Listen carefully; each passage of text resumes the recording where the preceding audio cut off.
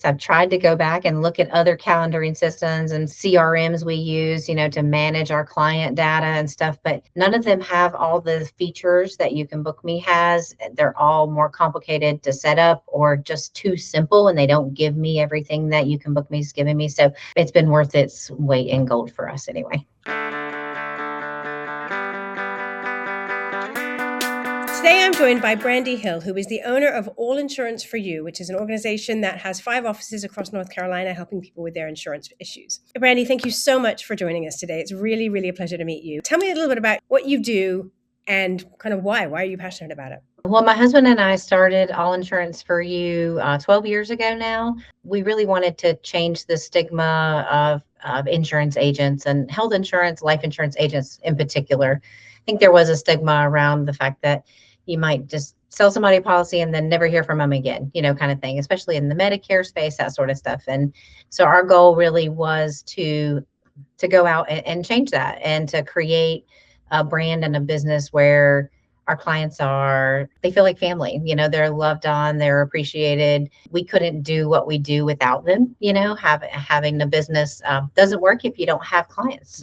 And so it's really interesting because as you say, it does have a stigma. And a lot of times that's the last thing people want to talk about is life insurance or, health insurance and stuff. So how do you make that different? How do you stand out from your competitors in that way?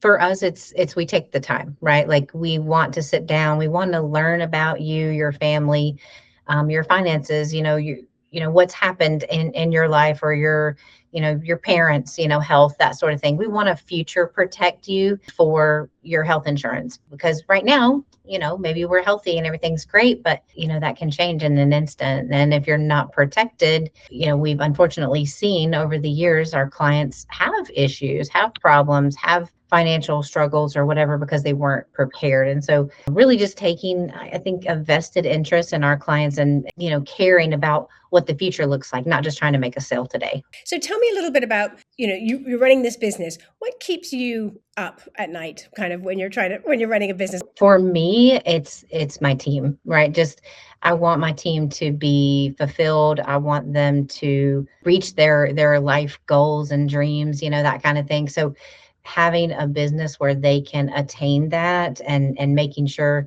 that they're happy because we spend a lot of our day doing work, right? And we don't want to take that home. We don't want to be stressed out. I want my team to go home and love on their family and their kids and their spouses and to not worry about like work. So providing an amazing environment and a culture where we can do that, that's ultimately what keeps me up at night. And now how do you get customers? How do you grow as a business? So a lot of our business is just word of mouth, referrals, being in the community. We have like referral partners with dentist office. We've done a lot with local food banks, chamber of commerce, and things like that. I would say the majority of our business really comes from our clients who already know, like, and trust us, and they send us their friends and family. Well, that's the best thing you can possibly have, isn't it? Particularly for something like this, that it is literally their life in your hands in many ways. So tell me a little bit about how the business operates. So I know you've got 11 agents and you've got 5 locations. So how does that work? We are geographically kind of located where we live. We have our main office and then some satellite offices. And that's really just because we want a hub for our clients that live in those counties to have a place to go to, in person when they're having problems or issues with claims or, can't get a medicine approved. It's hard when you don't know the right questions to ask to call the insurance companies and get the answers, So our job is to provide that full service after the sale to make sure if it's keeping our customers up at night, we don't want that, right? We want them to call us right away so we can work through those problems with them. And so each of your agents are permanently in that location. They're not moving around from location to location necessarily. We do a little bit across, that's good for training. It's good for camaraderie as a team. So we do occasionally go to different offices and hang out. But for the most part, they're pretty centralized in their main location. So YouCanBookMe, you've got a different booking page for each of your agents. How do they send those out? Are they in their email signatures? Do you have them on the website? Like what do you do with them? All the things. We blast that thing everywhere. So yeah, we definitely have our booking links on a contact us page on our website. It's got everybody's picture and bio, and then their, book an appointment thing. It is in their email signatures. We do send out text message and email type of things to stay in touch with our clients. And of course, their agents' calendar link is in those types of things as well. And even in the fall, right before our busy enrollment season, we send out magnets with their agent's picture and a QR code that takes them right to the booking link so they can book their review appointments and stuff. So we keep You Can Book Me out there all the time. I love that you use the QR code on a magnet. That's the best story yet. I love it. That is great. Yeah. So you really are using every possible tool to, like, email signature, physical things, everything to get that out. And so how do you have a sense of which are the ones that are most impactful? I mean, the magnet one gets used a lot because it's right there during enrollment season. But the cool thing is, I mean, people don't throw away magnets. So Yeah. it's on their refrigerator. They know who they need to call if they need to book an appointment because they're having a problem or whatever. It's there. And so it does get used, throughout the year too. Can you think of any, like, which feature in particular do you think, oh, that this is our feature that we have to have for You Can Book Me? Like, if You Can Book Me went away, what would you miss the most? The follow-up text messaging to the clients has been great. We were able to, so I recorded like a Medicare 101 video, and we've put that in as a link. And it's a reminder. They get the reminder messages, 3 days before, a day before the appointment. And it's got that link, and it says, if you haven't watched our Medicare 101 video, watch this video. And it helps the clients come pre-educated with all the general information they need to know. So it really helps our appointment time go, a lot faster. We can get a lot more done in a shorter amount of time, essentially. And it's just good education for our clients. So that's been a wonderful addition. Brilliant. And that's completely automated. You don't have to think about it. You don't have to send it. It just goes. And so generally for teams of your size, would you recommend You Can Book Me?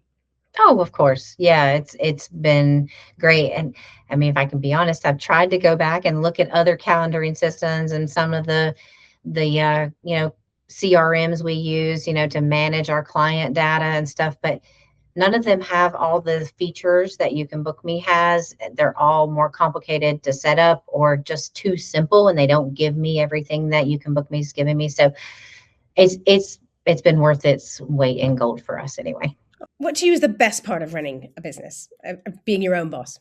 I mean, I do love the flexibility. Now that our business has grown to a place where we have great leadership in place, I don't have to be here every single day. I don't have to be the one talking to the clients every single phone call. So having that flexibility to really, what do business owners say? You're working on your business, not in your business, so I can think about systems and processes and, marketing and what's the next best move, the next big thing that would be the biggest needle mover, right, for our business. And so I'm really enjoying that. I'm finally coming into that role, which it's been really nice.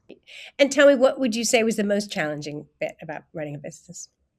I think just right now with our current industry, it is really just worrying about what is the government going to do. I mean, there's a lot of changes, regulations. I mean, all the time there's something that can make you feel like the sky is falling, like, oh no, everything's going to implode. And we've worked so hard for this. And, we have all of these families that count on us, not just our clients, but our team members, count on us to make sure that this business works and is profitable and all the things. And so, when we have regulation changes or administration changes or whatever, and it throws all those concerns at you, I mean, that's probably the stuff that you worry about the most. That's the biggest challenges. And I guess just making sure that you don't dwell in that negativity, right? Like we have to keep pushing forward with all the good things that we know, and the other things will work themselves out. And they have so far in our business. So just don't give up, keep pushing.